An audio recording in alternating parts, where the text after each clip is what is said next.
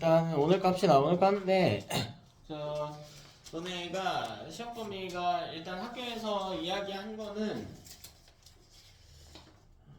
당장은 일단 화학결합까지만 들어간다고 듣기는 했어요. 아니? 근데 너무 적어. 이렇게만 나왔던 적이 없거든? 그래서 조금 지켜보기는 해야 될 것 같아요. 그래서 지각하고 생명체 구성 문제 일단 내용이 어렵고 많은 건 아니니까 해놓기는 할게요. 조금 해놓기는 하고 우리는 이제 오늘 앞부분에 과학 기초 진도 뺄 건데 그 전에 이제 화학 부분이 난이도가 꽤 이제 있기 때문에 특히 이제 시험 범위가 적어지면은 더 심한 난이도의 문항들이 많이 나올 수가 있단 말이죠. 그래서 저번 주 나눠줬던 프린트도 좀 다시 한번 같이 볼게요. 그리고 프린트 답 하나가 오류가 있었는데 다 찾았니? 이상한 거 하나 없었니? 혹시? 본다고 봤는데 답 하나 이상한 거 없었나? 2번 프린트에 이상한 거 없었어? 2번 프린트 19번 답지에 3번이라고 되어 있거든요? 3번 아니 5번이요? 2번 프린트 미안해 본다고 봤는데 정신이 없어가지고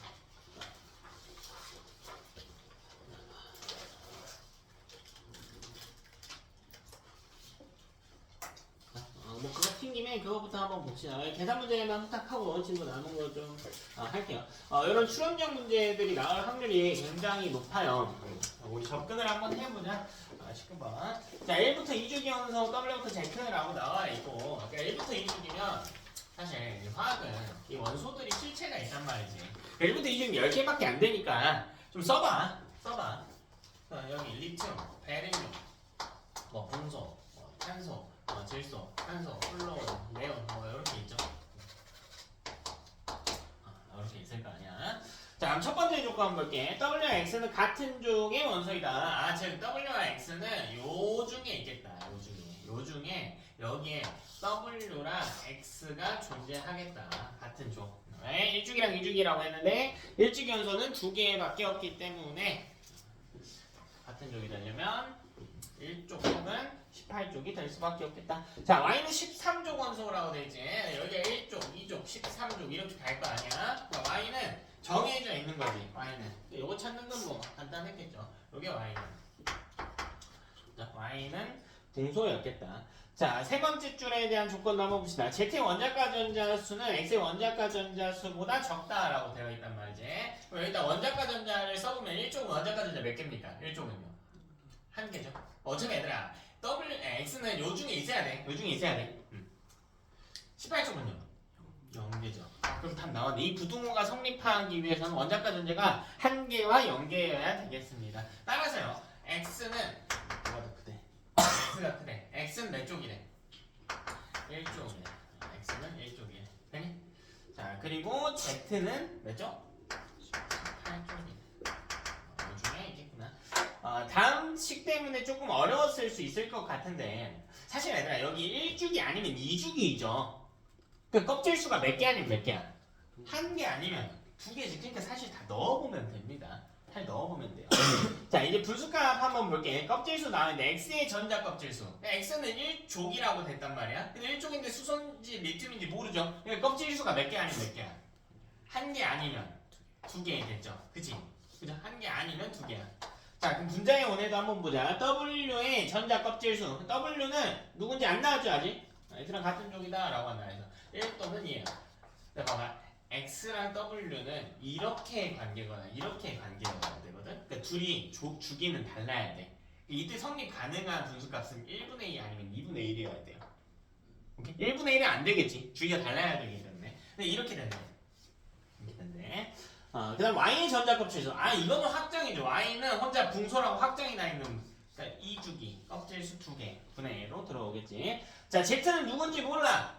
우리가 알고 있는 건 18쪽이기 때문에 헬륨 아니면 네온이다 정도밖에 몰라요. 1 아니면 얼마냐? 2여야 되지. 근데 얘들아 이 부등호가 성립해야 된다고. 가능한 조합이 여기가 더 작아야 된다고.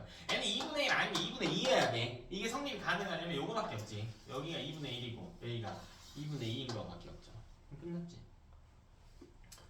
됐나? 여기 이제 각각의 껍질 수이기 때문에 그럼 x에 대한 정보 여기가 x가 2주기라는 거지. x는 2주기 1쪽의 수소가 되겠다. 그럼 위에 있는 거 여기 w에 w 그럼 w는 1쪽이네. 근데 w는 x와 족이 같아야 되거든. 그러니까 1쪽이에요. x가 2주기. 아 이건 리튬이지. 아 미안해. 리튬은 w가 수소. 이렇게 들어가겠죠. y는 아까 찾았으니까 분소. 자. 그러면 Z는 조건이 여기네 여기 2주기네 2주기. 근데 여기에 찾았지 8쪽. 누구래요? 네온이.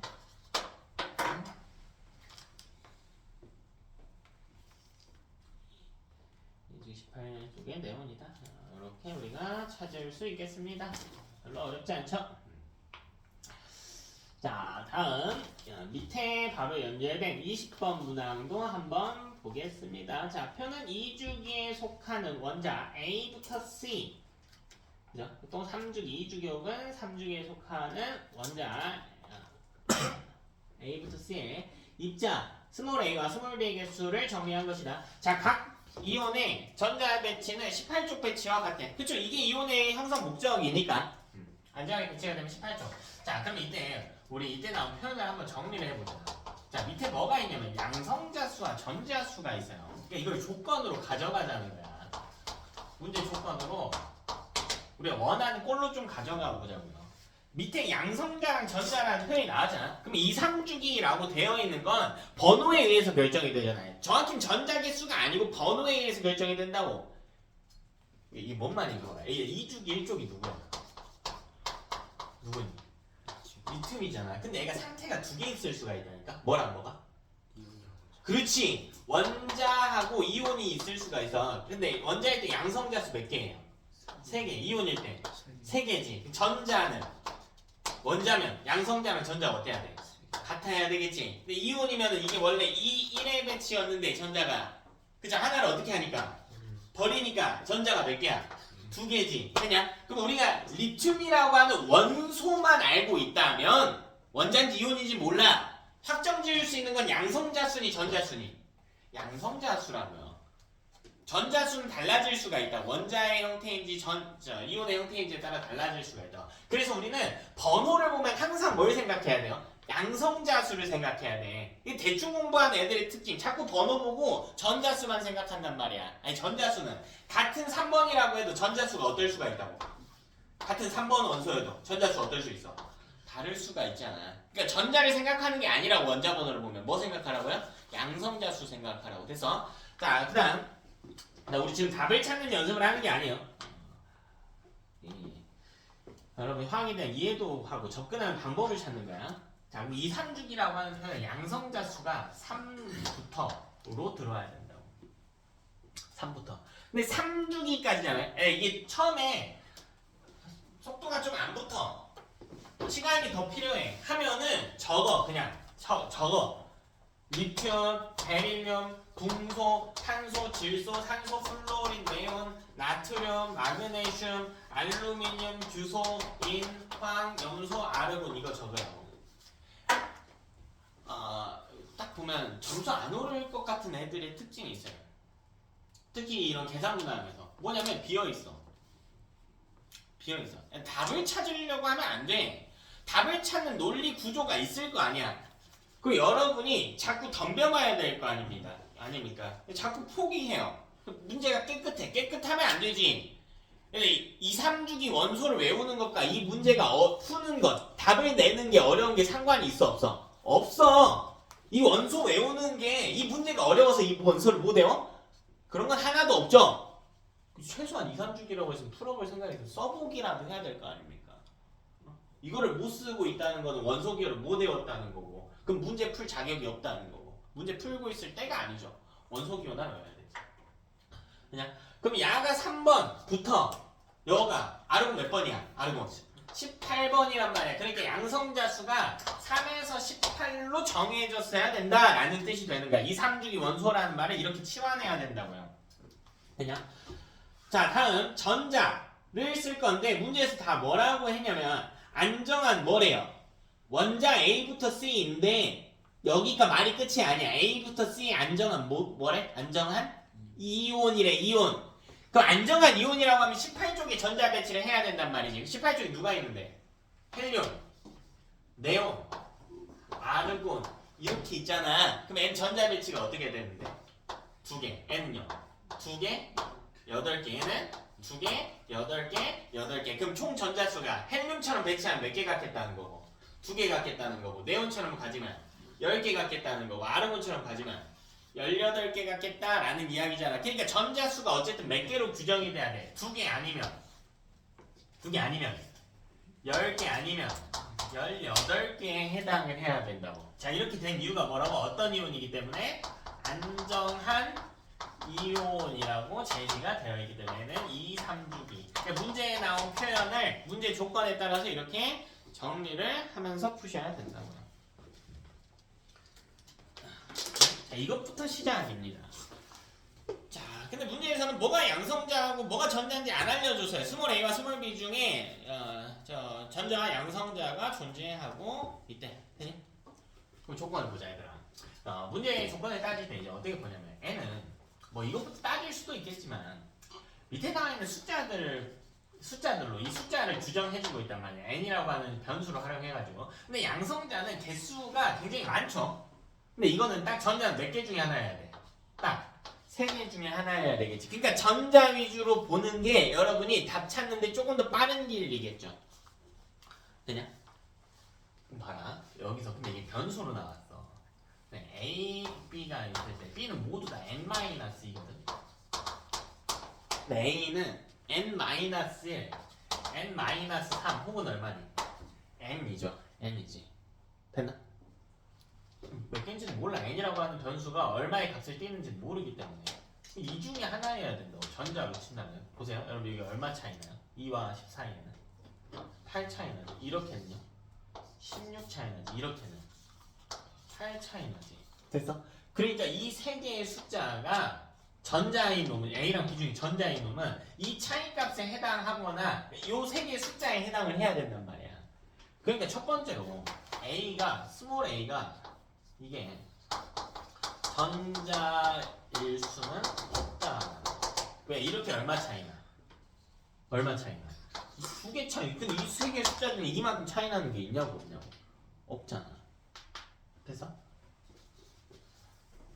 스몰 A가 전자일 수는 없다고요. 왜? 이 각각의 값의 차이가 이 숫자를 만족시킬 수가 없기 때문에. 자, 따라서 답 나왔네. 누가 전자래요? 스몰 B가 전자래. 모두 다 N-2로 같단 말이야. 모든 숫자 N-2 이 세 개의 숫자가 여기에 해당을 해야 된다고. 됐니? 그럼 이제 찾아야지. 대체 N-2라고 하는 게 2인지 10인지 18인지 찾아야 될 거 아니야. 그럼 대입을 해보면 되겠지 이제. 자, 두 번째로 만약에 N-2가 자 이게 전자의 수야. 전자의 수가 요 중에 하나야 돼. 이게 2라면 이렇게 N-가 2라면 이게 무슨 말이야? N이 얼마라고? 4라면 됐나? 대입을 해보면 되겠죠. 이게 A이온 이게 B이온 이게 C이온 그럼 A이온 한번 A이온에 그럼 이 스몰 A가 양성자 수가 되겠죠? 양성자 수 N-1에 3 전자수 2 됐어? 누구? Li 플러스겠죠. 맞아. 그럼 B이온. 근데 얘는 양성자 수가 몇 개래? B이온. N-3이래. 그럼 양성자 수 몇 개야? 한 개. 5분. 양성자 수 3에서 18이어야 돼. 그치? 추론형 문제들은 여러분 정리해가면서 푸는 게 핵심이에요. 눈으로 풀려고 하지 마시고. 모르네.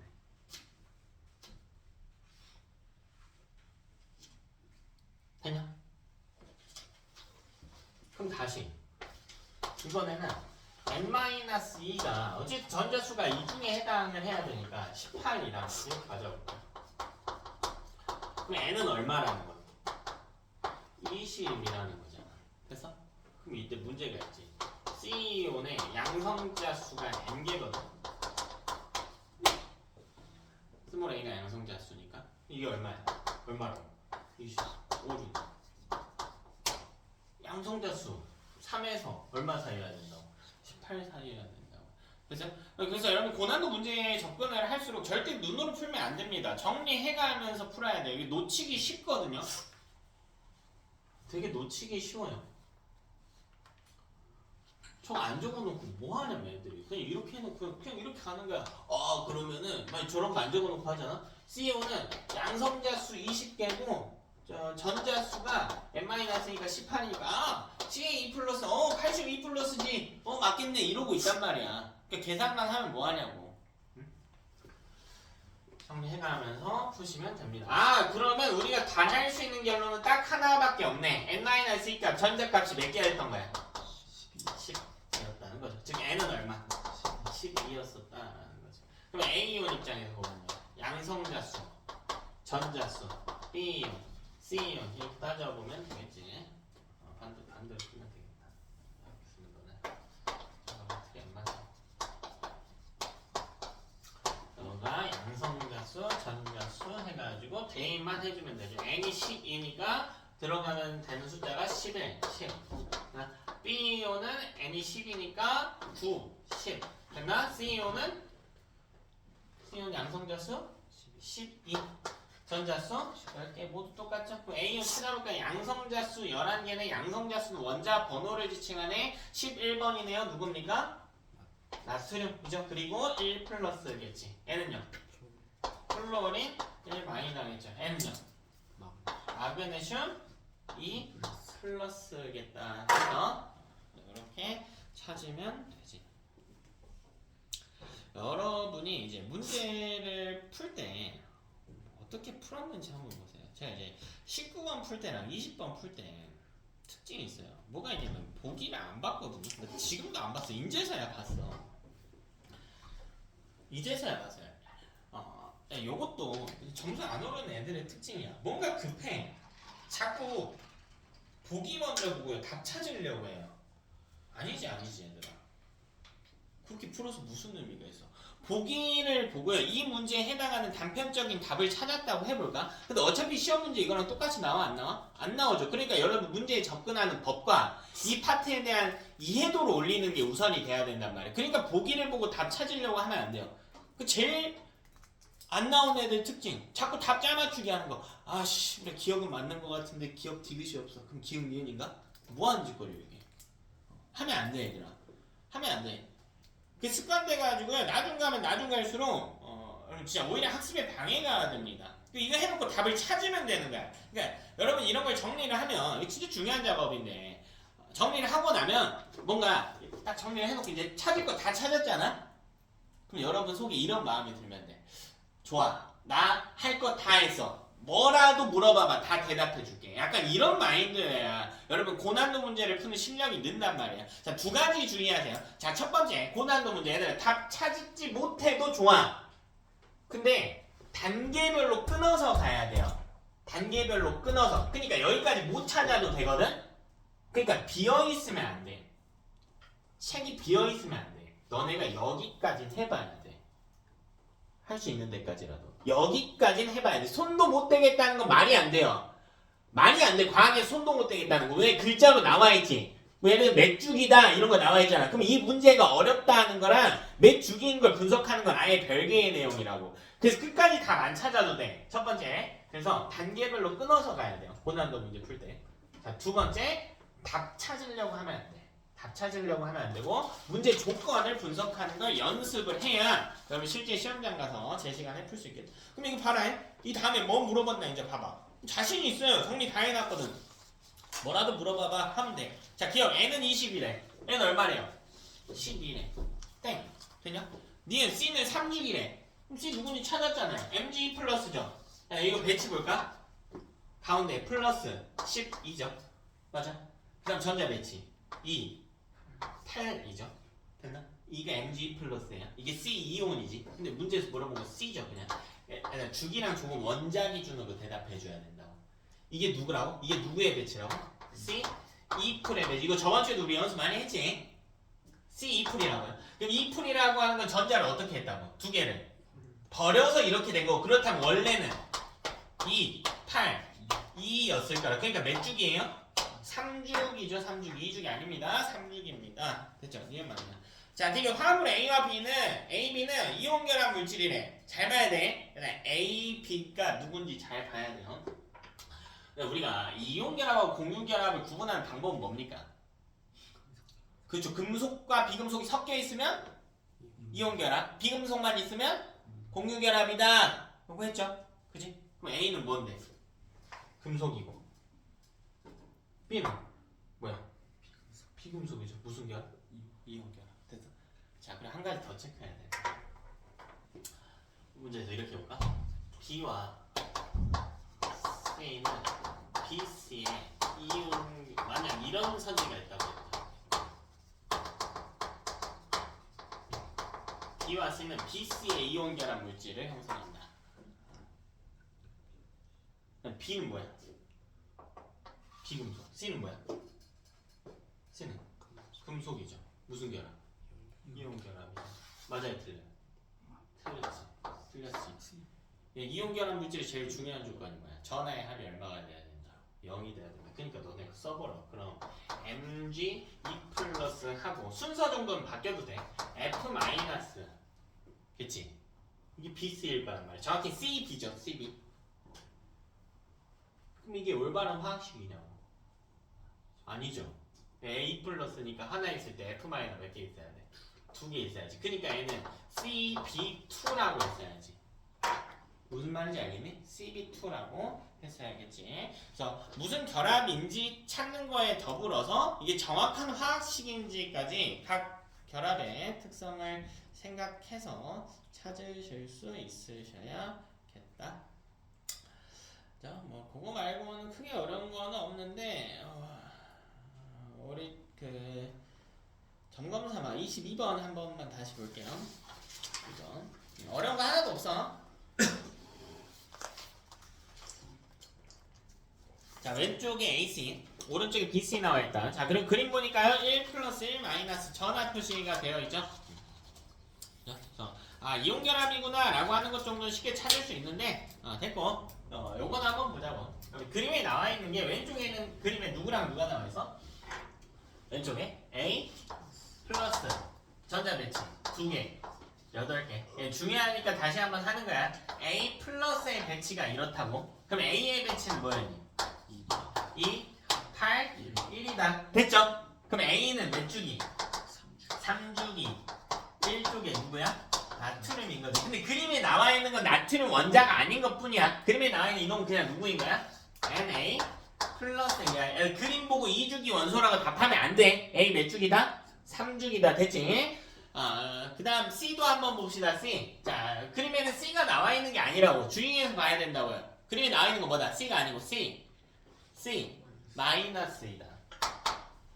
C 마이너스이다. 그러면 나와 있는 거 C 마이너스이다. 자, 전자 배치 볼게요. 2개 있고 몇 개 있어요? 8개인데 이걸 갖고 우리는 C를 추론해야 된다고. C를 추론해야 된다고. 그래서 마이너가 됐다는 건 전자를 어떻게 했다는 거야? 하나를 얻었다. 그럼 원래는 2, 7이었다. 됐어? 그럼 C 정체는 누굽니까?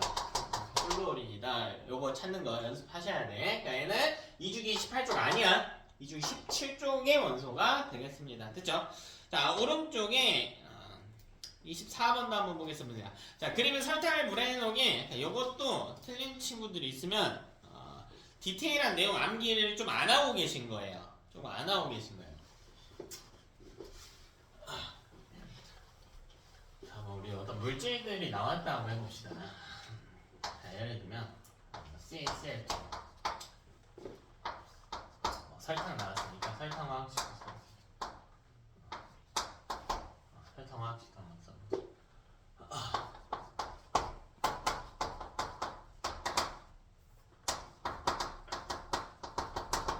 자, 전기전도성 관련해서 이 표를 무조건 기억하셔야 됩니다. 자, 고체 상태일 때, 수용액 상태일 때 전류가 흐르는지 체크. 자, 됐지? 자, 일단 가장 먼저 이게 무슨 결합인지 체크해야 돼. 무슨 결합인지 체크하려면 각 원소가 어떤 원소에 해당하는지 봐야지. Ca 뭔데? 금속, Cl. 비금속 즉 무슨 결합? 이온 결합 했어? 자 이온 결합. 그럼 이온 결합은 예외성 없이 무조건 고체 상태에서 전류 안 흐르고 수용액에서는 흘러. 그치? 예외성 없다. 이온 결합 물질은. 그럼 이거 보자고. C 비금속 H 비금속 O 비금속 됐니? 무슨 결합? 공유결합 됐어? 그럼 공유결합은 고체 상태에서 안 흘러 수용액 상태에서 안 흘러 됐어? 자 요거 비금속 비금속에도 비금속 비금속 여기도 비금속 즉 셋 다 뭐예요? 공유결합 공유결합 공유결합 근데 이 화학식들은 주의해서 봐야지 세 개 주의해서 봐야지 주의해서 봐야지 주의해서 봐야지 셋 다 공유결합인데 예외성이 있다고 이 둘은 공유결합 덧 수용액에서 전기 흐르는 물질이겠지 그러니까 여기 XO에 무조건 공유결합이다 하면 안 되고 예외성 물질 무조건 따지라고 했죠 제가. 자 탄소 구성된 애 중에 흑연도 마찬가지. 애는 공유결합이지만 언제 전류가 흐른다고 했어? 고체일 때 전류가 흐른다고 했죠. 예외성 물질 딱 몇 개 있다고요? 3개 있다고요. 3개 정도는 뭐 하면 돼? 외우라고 신경 써서 외우라고요. 신경 써서 외우라고.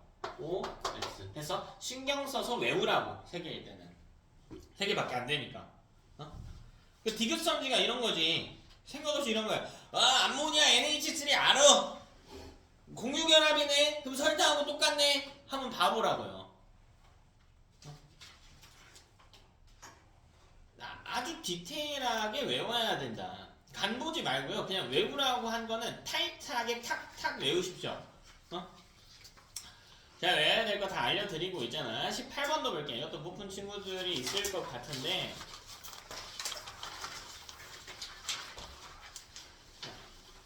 그림은 원자 A부터 D는 질량수와 중성자수를 나타내고 있다. 질량수는 뭔데? 질량수. 이거를 기억하고 있냐는 거지. 이건 뭐예요? 양성자수. 과학이. 중성자수. 이거 언제 배웠냐면 우주할 때 배웠거든요. 우주할 때 배웠어. 그래 다시 봐야지. 앞부분에 나오고 다시 봐야 될 거 아니야. 그럼 끝났잖아. 지금 문제 나와 있는 게 A, B, C, D야. 뭐가 나왔어? 질량수하고요 중성자수가 나와 있잖아. 표에 있는 거 적기만 하면 되지. A는 질량수 3이고 중성자수 1이래. B는 2, 1.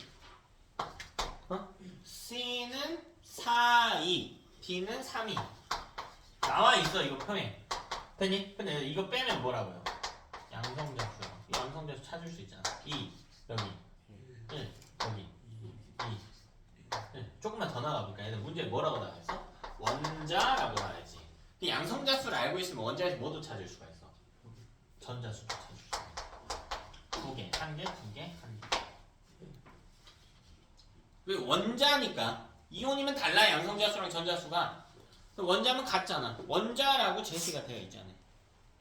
됐냐? 그럼 끝났죠. 요거 A는 한번 써볼까요? 우리 전에 표기 어떻게 했었냐면 원소 쓰고요. 왼쪽 아래에 뭐 쓴다고 했어? 왼쪽 아래 양성자수. 왼쪽 위에 중성자수. 이거죠. 됐어? 사실 누구야? 양성자수 2개는 누구야? 헬륨이지. 됐냐? 자 B도 한번 볼까? B도 한번 볼게요. B. 자 B는 양성자수 몇 개래? 1개. 질량수 얼마래? 1에 질량수 1에 왼쪽 위에다가 썼단 말이야. 그럼 양성자수 한 개면 누굽니까? 수소죠. C 양성자수 몇 개? 2개. 질량수 4. 그쵸? 이거 찾으면 되지. 그럼 양성자수 2개, 질량수 4면 헬륨이네. 똑같은 헬륨이네요. 근데 중성자수가 다른 헬륨이네. 이런 거 뭐라고 부른다고 해서? 동위원소라고 부른다고 했지. 동위원소. 이런 애들이 있다. 자 D도 한번 봅시다. D 질량수 3, 양성자수 1이네. 이것도 동위원소 관계겠네요. 야, 우리 일반적으로 다루는 수소는 뭐라고 했었냐면 수소 원자핵과 같은 표현이 뭐라고 그랬니? 양성자라고 그랬죠. 그게 무슨 뜻이냐? 수소 원자핵이 전자를 빼게 되면 1 이렇게 된단 말이야. 이게 일반적인 형태의 수소야. 기억나니? 수소는 사실 수소 원자핵은 양성자 하나로 구성이 되어 있다라고 배웠단 말이에요. 중성자의 역할이 뭐였니? 양성자끼리 그렇죠. 반반하는 거예요. 공부 열심히 했구나. 막기 위해서 존재한다라고 해서. 근데 수소 같은 경우에는 1번이니까 양성자가 몇 개밖에 없어. 4개. 하나밖에 없죠. 그럼 밀어낼 일이 있니 없니? 없죠. 그러니까 중성자가 필요해 안 필요해? 안 필요해. 그래서 보편적인 수소는 중성자를 갖지 않는다. 근데 중성자가 있으면 안 되나? 중성자가 있으면 안 될까? 그건 아니죠. 있어도 되지. 그러니까 이런 수소도 있다는 거야.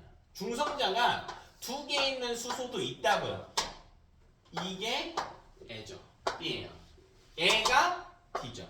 여기다 전자만 추가하는. 전자 제가 추가 안 했지만 전자 뭐 당연히 하나씩 있겠죠. 그냥? 자, 그래서 A는 이중수소 혹은 중수소라고 부르고 N은 3배 무겁다라고 해서 삼중수소 이런 관계의 원소들이 있었구나 하는 것도 다시 한번 볼 수 있겠다. 그 외적인 내용들은 크게 어려울 게 없는데 하나만 볼까? 14번.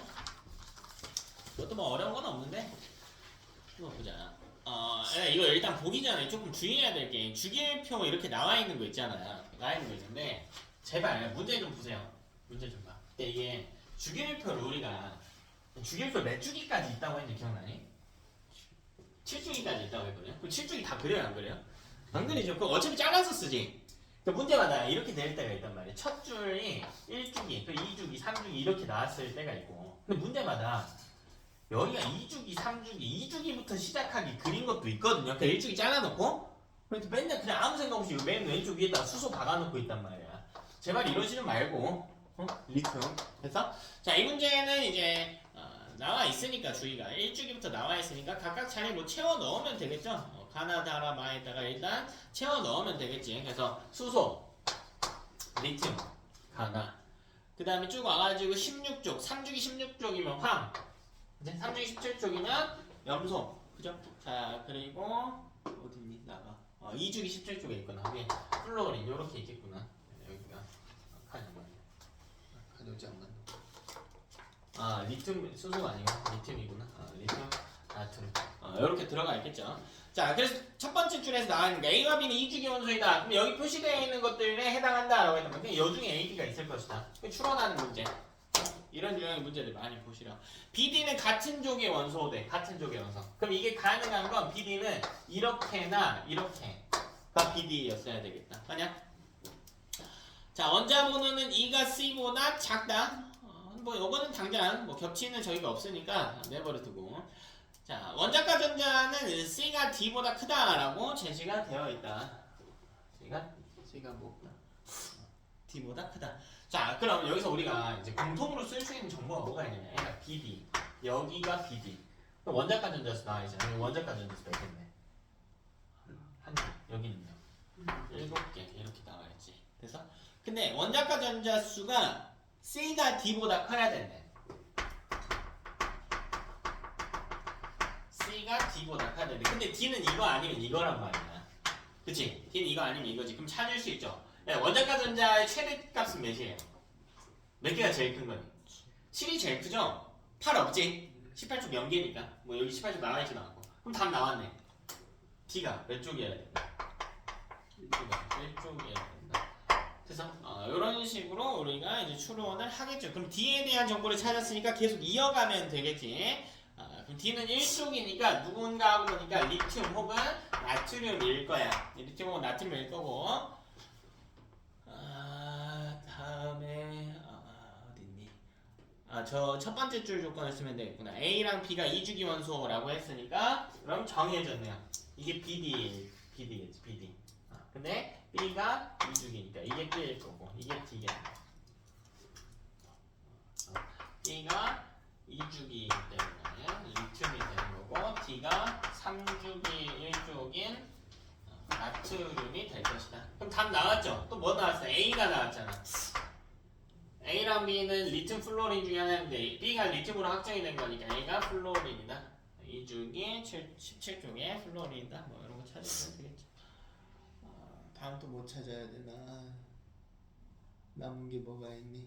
그러면 리튬, 나트륨, 플로린 이거 지워버리고 이쪽에 나왔네. 여기 CD겠네. CD.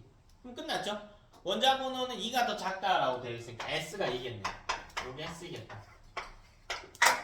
그런 추론형 문제들 잘 보시기 바랍니다. 이번은 요 정도로 놓고 우리 첫 번째 프린트도 한번 같이 봅시다. 혹시 이번에서 질문할 거 더 있는 거 있었나? 풀어드린 거 말고 있으면 지금 이야기하십시오. 2번 프린트 다른 거 안 된 거.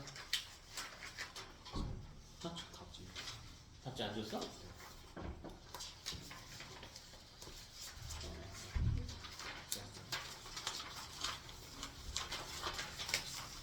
1번 프린트도 한번 봅시다.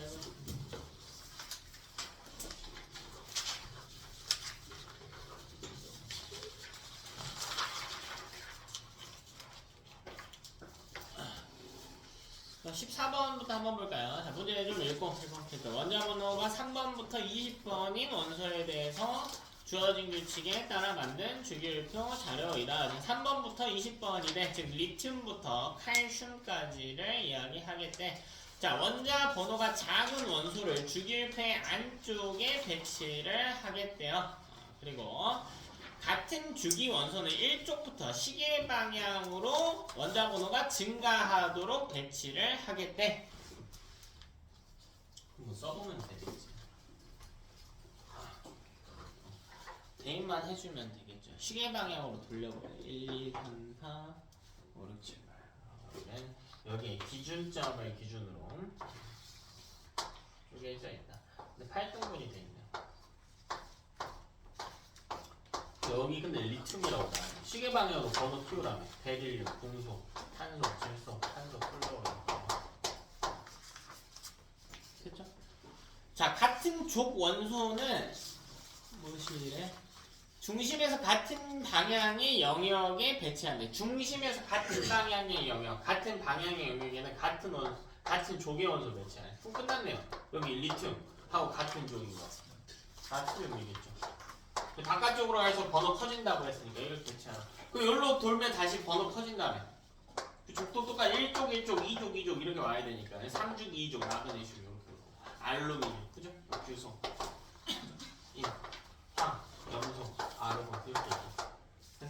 이제 주기가 넘어갔고 또 열로 가면 이제 다시 4주기 1족인 칼슘이 오고 열로 넘어가면 칼륨이 오고 4주기 2족인 칼슘이 오겠다. 어렵지 않죠? 좀 저기 추론하는 형태의 문제들을 여러분 계속 다시 보셔야 됩니다. 시험에 무조건 나옵니다. 18번 볼게요. 자, 표는 3주기 원자라고 되어 있습니다. 원자라는 표현 나와 있어. 자, 신경 써야지. 자, 그 다음 원자에서 가장 가까운 3개의 껍질 중 하나에 3주기니까 하나, 둘, 3개의 껍질이 있겠죠. 3주기 원자라고 제시가 되어 있으니까. 여기가 이제 가나다라고 나와 있다. 원자핵으로부터 거리는 가가 나보다 더 멀리 있대. 가가 나보다는 멀리 있어야 된다. 그럼 3주기라고 하는 걸 생각을 해보는 거야. 지금 주기는 확정이에요. 주기는 껍질수가 확정이라는 거잖아. 껍질수가 확정이라고. 근데 뭐가 확정이 아니야? 원자가 전자수가 확정이야. 원자가 전자수에 대해서 생각해볼까요? 원자가 전자수는 가장 바깥쪽 궤도에 차 있는 전자죠. 정확히는 그 중에 반응에 최대로 참여 가능한 놈. 근데 여기 들어갈 수 있는 건 몇 개에서 몇 개일까? 들어갈 수 있는 전자는 1개에서 8개겠죠. 1개에서 8개. 근데 이건 모른다고요. 근데 봐봐요. 아예 모르는 게 아니라 1개에서 8개라고. 이게 뭘 의미하냐면 일단 존재는 해야 됩니다. 3주기의 전자가 차있기는 해야 돼요. 근데 우리가 배운 이 바닥 상태의 배치에 따르면 3주기가 차있다고 하는 건 이미 안에 두 옆껍데기는 어떻게 돼 있다는 거야? 아예 꽉 차. 그러니까 여기 이 판은 확정인 거지. 이 구조인 거죠. 되냐?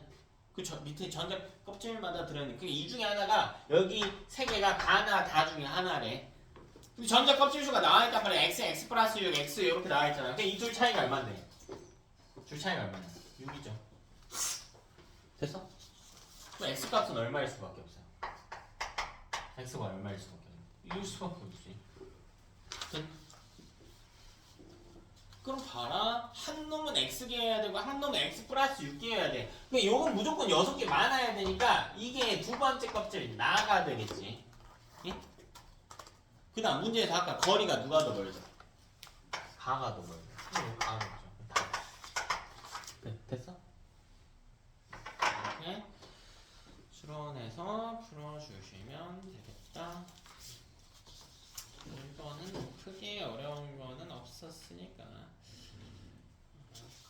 보고요. 혹시 뭐 더 질문할 거 있는 친구들 있니?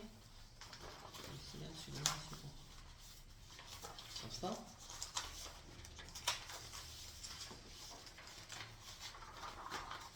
괜찮니? 열심히 했어요?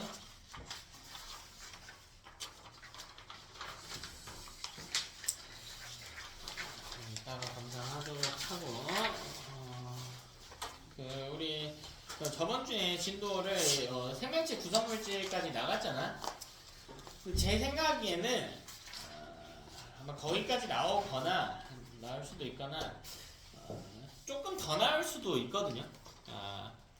이 기출필 앞쪽에 보면 이제 소단원을 구분을 해놨는데 통합각 1번이 24번까지 있단 말이야. 보통 학생들은 절반씩 내겠죠. 중간계산 기말하고 절반씩 내니까.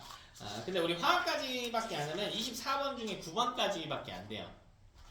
24번 중에 그러니까 3분의 1 조금 더 되는 양이기 때문에 보편적으로 조금 더 나오는데 그냥 일단 여기까지라고 했으니까 그렇게 받기는 하는데 더 나올 수도 있어요. 제 생각에 한 12번 그러니까 전기적 성질 정도까지 나올 수 있거든요. 일반적으로 거기까지 시험범위 나오기도 하고 혹시 나온다고 하면 나중에 좀 빼고요.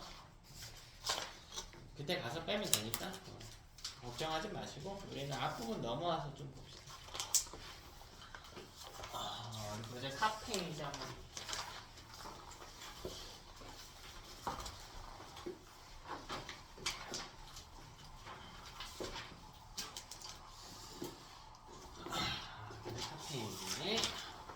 이야기를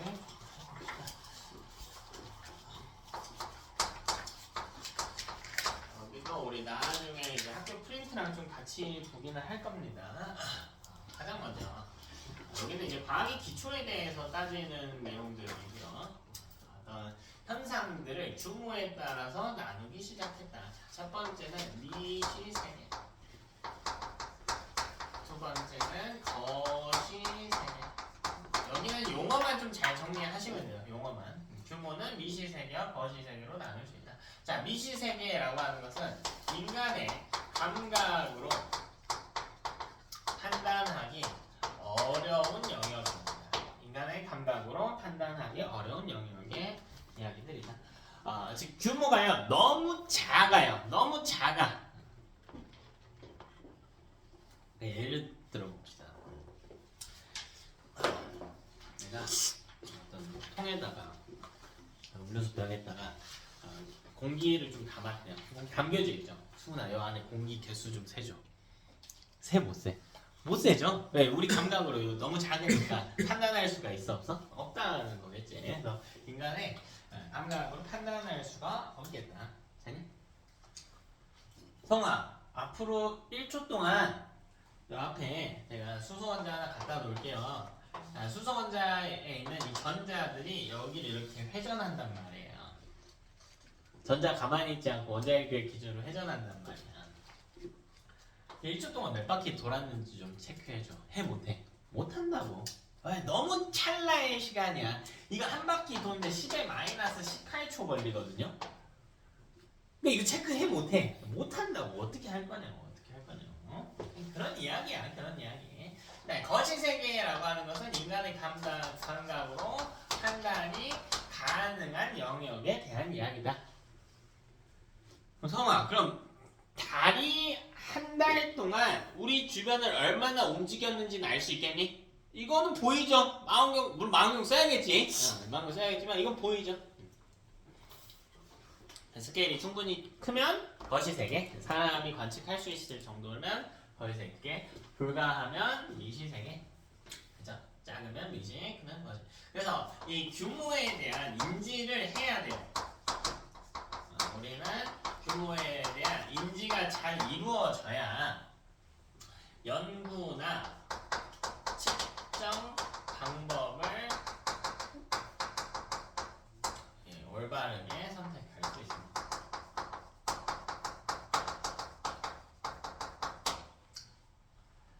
이 규모에 대한 인지가 있어야 된다. 작게는 미시, 거시. 우리 아까처럼 이 수소 원자 반지름을 측정하려고 하거나 혹은 뭐 전자가 회전하는 시간 이런 것들을 측정하려고 했을 때 어떤 기구가 필요할 것이다. 규모에 대한 인지가 있어야 되겠다. 마찬가지야. 큰 것도 마찬가지야. 자, 지금 보이죠? 이 호가 어디까지 날아갔는지 좀 보려고 그래. 밤하늘을 보고 이렇게 봐. 보여 안 보여? 안 보여. 맨눈으로 안 보여. 같은 거시적인 영역일지라도 이 규모에 대한 우리가 어느 정도의 어림이 되어야만 연구 방법을 선택하는데 도움을 받을 수 있다. 자, 어려운 이야기가 하나도 없습니다. 그러나 용어는 타이트하게 외우자.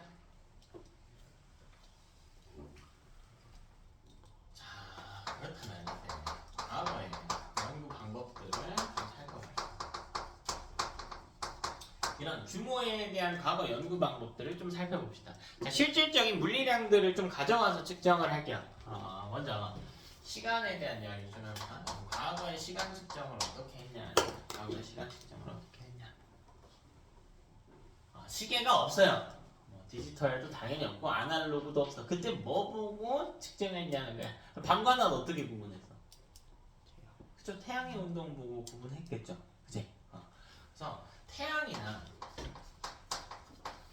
달 혹은 좀 길게는 별자리까지 자 이런 천체 운동을 통해서 관측을 했다. 천체 운동을 통해서 관측을 했다.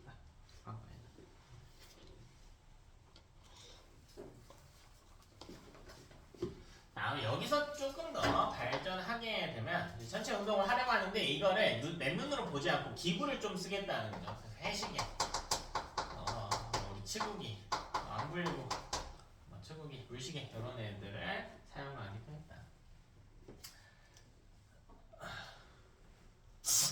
그러니까 이때 당시에 뭐 원자 주변에 전자가 공전하는 속도 이런 거 찾을 수 있다 없다? 없죠. 기구가 많이 없었으니까. 그래서 과거의 연구 방법은 주로 미시와 거시 중 어느 것에 대한 이야기일까? 거시죠. 그래서 주로 거시 세계에 대한 측정입니다. 주로 거시 세계에 대해서밖에 연구할 수 없었다. 과학 기술이 많이 발달한 게 아니기 때문에 이럴 수밖에 없었겠다. 다음 이제 넘어와가지고 현대로 넘어가 봅시다. 잠깐만 우리 시간하고 길이도 같이 하자. 길이까지. 그래. 과거의 길이 어떻게 되나 이것부터 좀. 자, 길이를 측정할 때는 인체를 활용했습니다. 보통 인체를 활용했죠. 우리가 알만한 단위가 뭐가 있을까?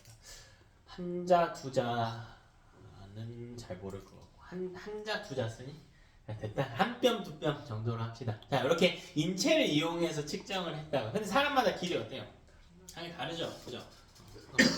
이러다 보면 조금 소통에 오류가 생길 수밖에 없겠지만 뭐 어쩔 수 없었죠. 과거에는 어떤 기준이 될 수 있는 물체가 있던 것도 아니고 측정 방법이 있던 것도 아니니까 그래서 이게 조금 더 정밀하게 측정이 되기 시작하겠지. 그래서 뭘 사용하기 시작하냐면 미터 원기와 같은 물체를 사용하기 시작합니다. 미터 원기. 미터 원기는 이제 뒷부분에서 좀 자세히 다룰 건데, 1m를 딱 정해놓은 금속의 막대입니다. 안정적인 막대이고요. 이 막대기 딱 우리나라에서 만들게. 이거 똑같은 거 몇 개 만들어줄게. 완전 똑같은 거 만들어줄게. 이거 온 국가에다가 갖다 줘. 프랑스에서 만들어가지고 온 국가에다가 갖다 줘. 자, 앞으로 이 막대의 길이가 1m야 되는 거야. 그래서 자, 이거를 미터 원기라고 그래서 당연히 여러분 최초에는 이런 것들을 만들었을 때 여기 들어간 이 물질들이 그렇게 정교하게 만들어지지 못했겠죠. 소통이 오류가 조금씩 있었고 18세기 말 정도부터 막 이런 걸 사용하기 시작했는데 요때 얘네도 아무리 안정한 금속이라도 어쨌든 물체는 다 뭐로 이루어져 있습니까? 내부가 원자로 구성이 되어 있죠. 원자는 가만히 있지 않지. 뭐하니? 자꾸 움직이죠. 진동하지. 그래서 일부가 유실될 때가 있어요. 그러니까 분명 똑같이 만들었거든요. 근데 우리나라에 지금 있는 거랑 프랑스에 있는 미터 원기의 길이가 약간 다르단 말이야. 그러니까 여기서 조금 더 정교하게 갈 필요가 있겠죠.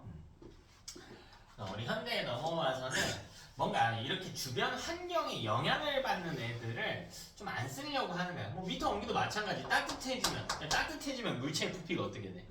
커지죠. 길어질 거 아닙니까? 좀 차가워지면 좀 짧아질 거고. 그러니까 이런 온도나 주변 환경에 영향을 받지 않도록 설계하겠대. 그래서 현대 연구 방법으로 넘어가 보면 자, 요거 타이트하게 딱 외워야 돼.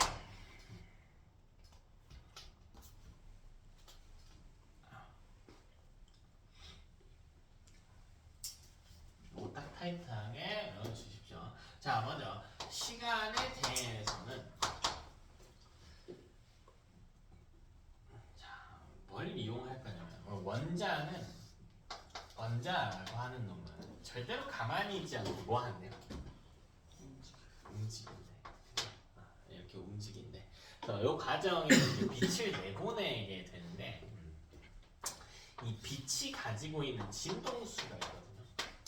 이 프리퀀시 값이 있는데 이 프리퀀시 값이 일정한 것을 이용한 거예요. 근데 과학자들 보니까 이 중에 세슘 원자 CS 세슘 원자 애가 내보내는 빛의 진동수가요 아주 일정한 겁니다. 주변 환경에 영향을 거의 받지 않아. 이 원자가 내보내는 빛의 진동수가 일정한 것을 이용합니다.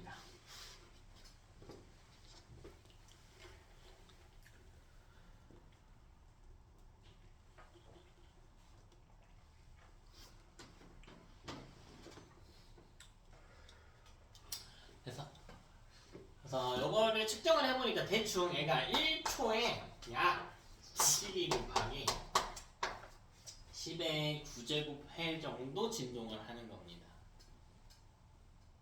진동 단위가 있어요. 헤르츠라고 하는 단위가 있는데 이만큼 진동한대. 근데 이게 온도가 어떻게 됐든 주변 환경이 어떻게 됐든 맨날 이만큼 진동한대. 그러면 이만큼 진동한 횟수가 이만큼 진동할 이 횟수만큼 진동할 동안 걸릴 시간을 딱 1초로 정의하자라는 겁니다.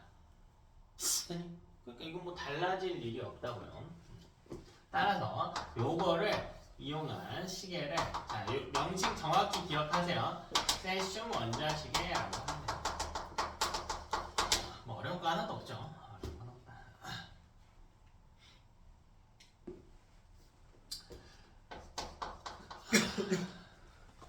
자, 길이에 대해서도 마찬가지. 무조건 일정한 것을 이용한대요. 그러니까 주변 환경에 영향을 받지 않고 어느 상황이든 간에 일정한 값을 띠는 것들을 좀 찾아서 활용을 한다라는 거예요. 자, 얘는 뭘 이용하냐면 빛의 속력이 일정함을 이용합니다. 빛의 속력이 일정한 것을 이용해. 조건이 있으면 진공 상태여야 돼요. 진공 상태에 빛의 속도가 무조건 일정하다라는 점을 이용합니다.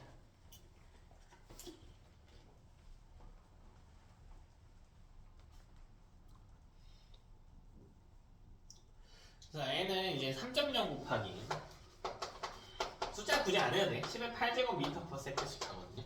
이게 어떤 조건이든 간에 무조건 이렇게 가. 기신력. 무조건 이렇게 갑니다. 무조건. 그래? 이거 뭐라고 부르는지 알아? 이 법칙은? 광속불변의 법칙이라고 불러. 이거 누가 만들었어? 누가? 이렇게까지 됐다. 요만큼의 속력이 어떤 조건에서도 무조건 일정하다. 온도나 이런 거랑 상관없이 진공 상태라면 무조건 보존이 된다고요. 자, 그러면 속력을 구하는 공식은 뭐냐? 속력 구하는 공식은 뭐야? 시간분의 거리죠. 거리가 길이겠죠. 역학에서 이제 움직인 길이를 거리라고 하는 거니까. 그럼 길이는 뭐라고 쓸 수가 있어? 속력 곱하기 시간 이렇게 쓸 수가 있을 거 아니야. 근데 얘가 3.0 곱하기 10의 8제곱미터씩 간다고요. 네? 어떤 경우든 무조건 이만큼씩 간다고. 어떤 경우든 간에 진공 상태에만 보존이 된다는. 근데 내가 구하고 싶은 게 뭐냐면요. 1m의 길이를 구하고 싶은 거야. 1m의 길이. 이해되니? 그럼 이때 걸린 시간 얼마야 돼?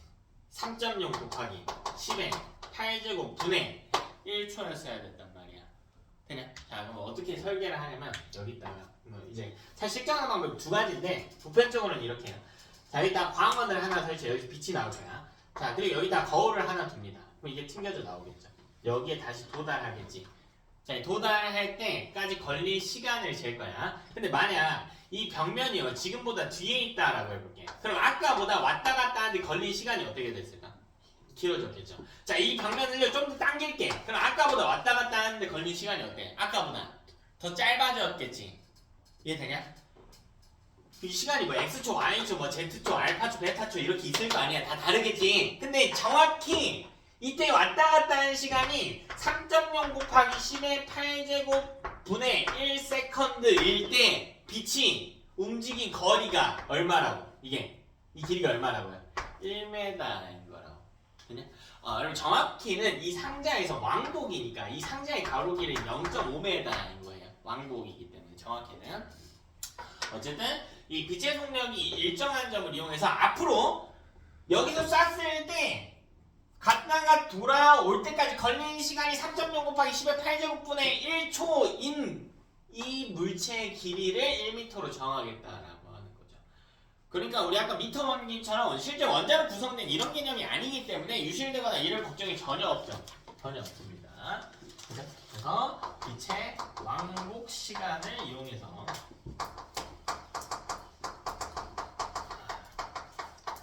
이용하여 1m를 규정했다.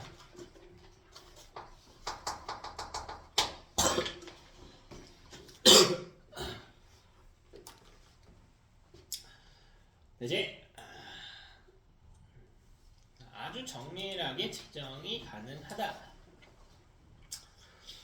우리 잠깐 교재로 넘어와가지고 4번에 보면 이 내용이 나와 있어요. 간단하게 나와 있는데 4쪽에 그 표 밑에 보시면 과학기술이 발전함에 따라 시간과 공간의 이 측정, 이 기술들이 발전함에 따라서 인간이 조금 더 이것들을 활용을 잘 해서 일상생활에 녹여낼 수가 있대. 그래서 뭐가 있나 하고 보니까 GPS 같은 걸 이제 쓸 수가 있대. 우리 측정하는 시스템이 정교해짐에 따라서 GPS를 쓸 수가 있대. 너와 나의 거리가 얼마나 되는지, 저까지 얼마나 되는지, 내가 어디에 있는지 이런 것도 파악이 가능하네. 뭐 전자현미경이나 우주현미경 같은 것들이 들어오면서 우리가 이제 더 작거나 일반적인 것보다 작거나 혹은 훨씬 크거나 이런 영역까지도 측정에 손을 대고 있대요. 그 다음 이야기 좀 합시다. 여기는 그냥 이 용어들 위주로 좀 보시면 되고요. 여기도 어려운 건 없습니다. 아주 타이트하게 좀 외워야 돼. 시험에 웬만하면 나옵니다. 그냥 100% 나온다고 봐야 돼. 여기서 100% 나와요. 기본 내용에서 100% 나옵니다. 100% 나옵니다. 자, 이건 다른 물리량으로 대체할 수 없습니다. 대체 불가능한 7가지 물리량이에요. 7가지 물리량이야. 7가지 물리량이야. 7가지. 학신도 나갔니? 나갔어요? 외부라고 했을 거 아니야. 은혜야, 기본량 뭐 있어요? 어? 뭐라? 기본량이 뭐 있어? 7개.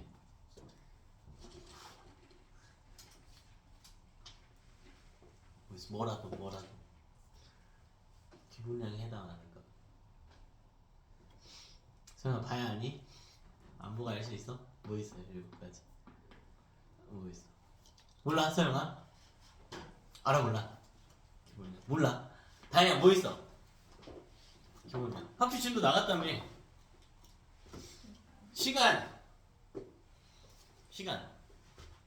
뭐 있니, 성아? 광도. 네, 시간, 광도 2개 있네요. 2개. 질량. 좋습니다. 길이. 전류. 물질량. 다 왔다. 마지막 하나. 다 왔다. 뭐 있어, 성훈아? 온도. 그죠? 야, 이거 타이트하게 외워야 돼.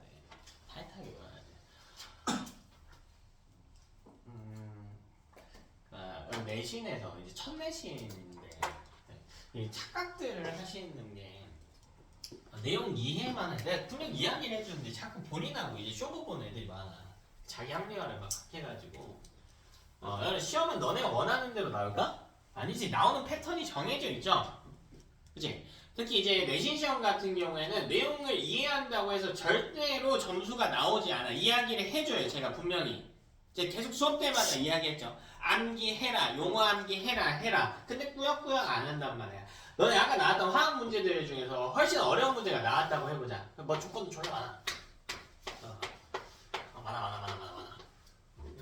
푸는데 5분 10분 걸려. 내가 시험 때 이거를 열심히 해가지고 땅 하고 풀었어.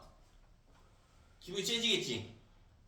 근데 그 기본량 7가지 쓰라고 했는데 2개 까먹어서 답 날려먹었어. 여기서 10분 이렇게 어려운 계산 문제 계산해서 벌어놓은 점수 여기서 까먹어봐. 기분 좋아 안 좋아? 아니 이게 기분 훨씬 덜어올걸?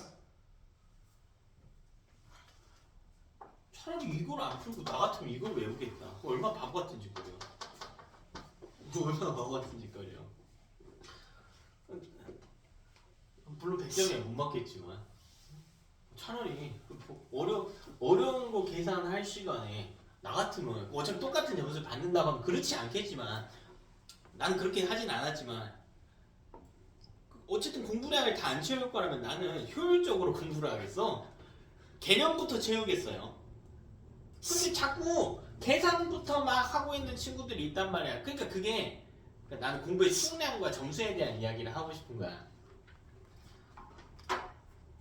아니 어차피 다들 총량이 100이 아니라면 자기 그렇게 정해 놓은 거잖아요. 나는 100만큼 하라고 계속 이야기를 하지만 열심히 안 한 놈들은 기본 개념 안 해온 놈들은 뭐 그런 거지. 지가 정한 거죠. 나름대로 본인하고 약속한 거 아니야. 나는 이번 주 좀 편하게 보낼 거야. 조금 덜 해올 거야. 라고 타협했잖아. 점수 좀 덜 맞을 거야. 라고 타협한 거지 뭐. 암기 덜 한 순간. 거기 어떠한 변명도 통하지 않아. 본인이 한 거야 본인이. 근데 기왕에 그렇게 할 거면 나 같으면 고난도 문제 다 제껴놓고 기본부터 채우겠다고요. 시간이 남을 거 아니야. 2시간 공부해서 맞은 한 문제랑 10분 열심히 외워서 맞은 한 문제랑 나 같으면 한 10분짜리 하나 하고 1시간 50분 놀 거란 말이에요. 근데 애들이 이상해. 계산 문제는 하는데 개념은 안 해요. 개념 자꾸 안 해요. 얼마나 바보 같아. 기본 암기들은 좀 하세요. 저는 암기를 잘 못해요. 말 같지도 않은 소리 하지 말고 하십시오. 누구나 다 합니다. 통합과학 정도에 나오는 암기 누구나 다 해요. 누구나 다 해. 아니 농담이 아니라 누구나 다 해. 누구나 다 해. 영어학원 다니면서 막 일주일에 영단어 외우라고 하냐? 몇 개씩 외우냐? 영단 200개씩 외워. 뭐 사람마다 좀 다르겠지만 그 영어 공부 좀 안 하는 놈이라고 하면 그래도 그 학원 다니는 애들은 한 100개 정도는 외우지 않냐? 난 그게 이해가 안 가. 일주일에 영단어 100개를 외울 수 있는 애들이 한 주 분량의 과학 암기를 못 외운다? 기본량 몇 개라고요? 7개라고. 저는 머리가 안 돼서 암기를 못 해요. 뭐 말 같지도 않은 소리야. 핑계죠. 그치? 아니 외우려고 안 했잖아. 이게 용어가 더 어려워? 아니 씨발 질량이 어려워? 영단어는 어려운 거 하면서 질량이 어려워요? 이 단순 암기가 어려워. 말이 안 되잖아. 그러니까 본인이 학습하는 방법의 차이에 제가 분명 뭐 하라고 그래요? 매번 뭐 하라고 그래? 문제풀이 하기 전에 무조건 뭐 하라고 그래? 뭐 하라고 그래? 무조건 외우라고 하잖아. 여러분 영단어 학원쌤이 외우라고 하면 뭐해? 집 가갖고 영어책 펴놓고 말로 막 해볼 거 아니야. 말로 막 해볼 거 아니야. 칸델라 하거나 머릿속으로라도 막 되뇌이고 있을 거 아니야. 그러니까 어떻게 돼 결국? 외울 수 있게 되잖아. 외울 수 있잖아. 하면 다 할 수 있어. 그럼 한 100개 이렇게 외운단 말이야. 근데 과학 공부할 때는 내가 분명 외우라고 했는데 지하고 너네 스스로는 본인의 일주일이나 이런 거를 객관적으로 돌아가. 잘하는 친구들도 있을 텐데 스스로 한번 봐보세요. 나는 어떤 학생이 할 필요 없고 본인한테 이야기하면 돼. 본인이 어떤 일주일을 보내는지 봐봐. 분명 외우라는 이야기를 했으나 문제풀이 하기 전에 오늘 배운 거 써머리 해보라고 했으나 했는지 복습했는지 본인한테 대답해봐. 영어 공부하듯이 질량 광도 해봤냐고. 안 한 친구들이 있겠죠. 학교 선생님도 외우라고 했겠지. 안 한 친구들이 있겠지. 그 순간 본인하고 쇼부 본 거잖아. 난 좀 더 편할 것이다. 조금 더 편하게 할 거다. 나중에 외울 것이다. 그게 뭐야? 점수를 내려놓은 거잖아. 근데 너네 그 내려놓은 점수 나중에 감당할 수 있겠냐고. 안 외웠다면. 안 억울하다고 할 수 있겠냐고요. 그렇게 해놓고 나중에 나는 안 되는 놈인가 보다 하고 포기 안 할 자신 있겠냐고. 안 해온 친구들의 특징이 그거예요. 그러니까 첫 시험을 진짜 잘 봐야 되는 이유가 자꾸 자기를요 깎아먹어요. 저는 해도 안 되는 놈인가 봐요. 아 씨발 안 해봤잖아. 안 해봤어. 아 제대로 안 해봤어. 그 점수 안 나면 하기가 싫다고 뭔가. 자기 스스로 자꾸 본인을 지키려고 합리화한단 말이야. 처음에는 간단하게 시작했지. 나의 도파민을 지키려고. 지금 당장의 도파민을 지키려고 외우는 것보단 친구랑 논다거나 핸드폰 하는 거 선택했죠. 과학 숙제 지금 당장 꼼꼼히 하기 싫으니까 수업하기 전날에 대충 책 펴놓고 문제풀이부터 펴놓고 복습하라고 했지만 모르겠어. 난 저번 주에 내 기억에 의존해. 풀기 시작했죠. 잠깐의 내려놓은 것부터 시작했잖아. 근데 그게 쌓이다 보면 전체적으로 여러분 따라가는 속도를 붙잡을 수가 없어요. 어떤 과목이든 간에. 그래서 좀 잘 외우세요. 잘 외우세요. 여기 진도 분명 나갔다며. A 선생님 뭐 내가 보니까 진도 나온 거 보니까 하루 왼종일 이거 붙잡고 있더만. 맞아? 한 달 동안 이제 이거 하고 있더만. 이제 일단은 뭐 뒤에 조금 더 했다며. 그럼 내내 이야기했을 거 아니요. 근데 기본량 못 외우고 있다는 건 말이 안 되잖아. 여러분 공부의 방법이 좀 잘못되어 있었다는 걸 보여주고 있는 거잖아요. 대답 못한 친구들. 안 물어봐도 스스로한테 물어봐봐. 대답 바로바로 할 수 있는 거 없는가? 외우라고. 핑계 대지 말고 외우세요. 외워요. 대답 잘한 친구들은 됐고 외우십시오. 자, 그래서 7가지 기본량 우리 실제로 좀 써볼 겁니다. 자, 이때 사용할 수 있는 단위가 다양한데요. 우리는 기본량을 쓸 때 다른 사람하고 소통할 때 서로 다른 단위로 대화하면 오해의 소지가 있기 때문에 국제 표준 단위를 사용합니다. 그걸 SI 단위라고 그래요. 이거는 국제 단위계에서 지정한 단위입니다. 최소한 과학적인 이야기 할 때는 여기에 적힌 단위로 써라. 여기에 이제 국제 단위계에서 지정한 값입니다. 자, 먼저 질량. SI 단위에 의하면 킬로그램 쓰라고 했습니다. 킬로그램 써라. 그죠? 자, 또 길이. 뭐 쓰래? 길이. 미터 쓰래. 미터 쓰래. 길이는 미터 써라. 시간은 초분시 이런 거 있지만 세컨드 쓰래. 다른 거 쓰지 말고요. 세컨드 쓰래. 그죠? 길이도 다양해요. 뭐 1AU 같은 뭐 천문학적 단위 같은 것도 있지만 과학적인 이야기 할 때는 미터 쓰래. 웬만하면 미터 쓰래. 너무 숫자가 불편하지 않으면 미터 쓰래. 이제 이런 것들 있다. 또 온도. 온도 뭐 쓰래? 온도 뭐 쓰래? 켈빈 쓰래. 우리 우주 할 때 이야기 했었죠. 켈빈은 273 섭씨 온도. 우리나라 섭씨 온도 기준 273.15를 더해준 값입니다. 그런 게 있구나. 됐나?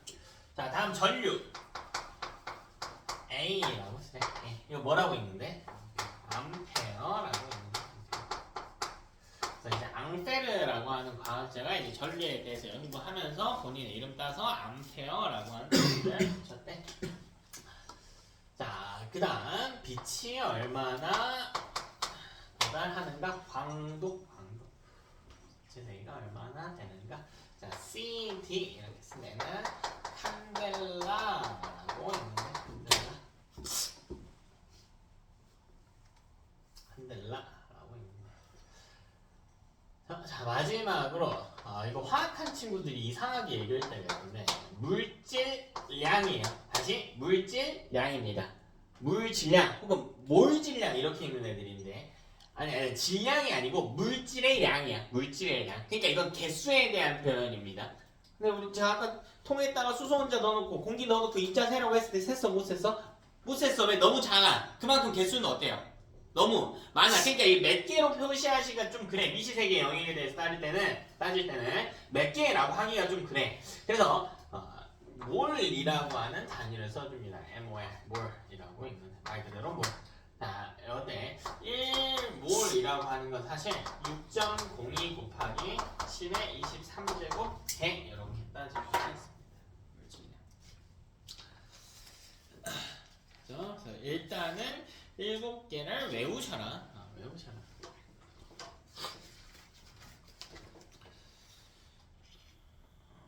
외우시고요. 우리는 10분 쉬었다가 27분 되면 할게요.